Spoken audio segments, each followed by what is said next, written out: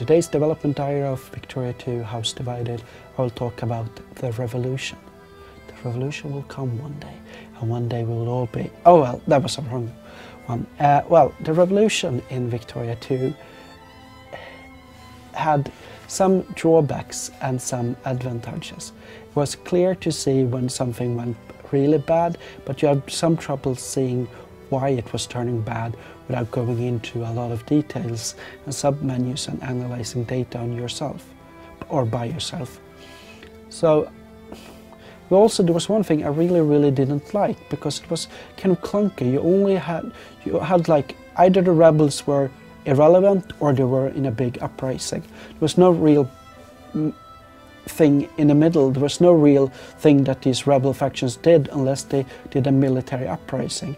This worked fine for like the big huge revolutions, but for most of the things it just didn't fit. So it was kept going strong up and down in balance levels and never really fit. So we had to do something drastically and change how revolutions work. Basically, what we know as rebel factions in Victoria 2 does not really exist anymore. Now it's something we call popular movements. Popular movements can be two kind of categories. They can be focused on a reform or on a nationalistic movement. Political movements are first trying to work inside the system. They're working inside of a system, trying to achieve their goals, and it's only when they become extremely radicalized that a movement will turn into a military uprising. So how do they do then working within the system? First of all, a political or a reform movement, they will basically have the desire for one reform. They want to have that reform enacted. And the more pops that join this movement, the stronger this movement becomes. And eventually the movement increases the power and the effect in the country for that reform. So that first of all, other pops in the country will looking at saying that, oh, there's a big reform here. It's more likely that they will know about this one because of pamphlets being spread out, people talking about it, and they will create a kind of like a movement for people getting the vote or getting unions or being allowed to go in public meetings. All of these things will be strengthened when other people are agitating for it. We also changed how the upper house handles reforms slightly. In the original game, the Conservatives were objecting to reforms out of pure principles. They also had so that the higher the militancy level in the country became, the more likely they were supporting reform. This led to the kind of exploits that because of people objecting to slavery, you could enact whatever political reforms you wanted because people were upset, then you can enact whatever reform you wanted.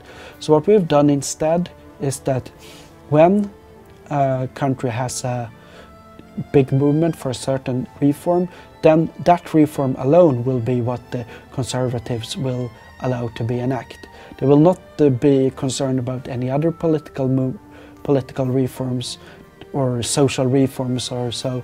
It will only be the reform that the people are actually wanting that they will be concerned about. Of course, militancy will still affect the Conservatives. After all, they always are afraid of a big uprising. There's also the thing called radicalization here, in that the movement is not just working inside the system. A movement can be so disenfranchised and so angry that they will basically become radical and go into a military uprising. Every day, each movement is checked, and if their factors reached 100%, they will turn into a military uprising. So what increases these chances?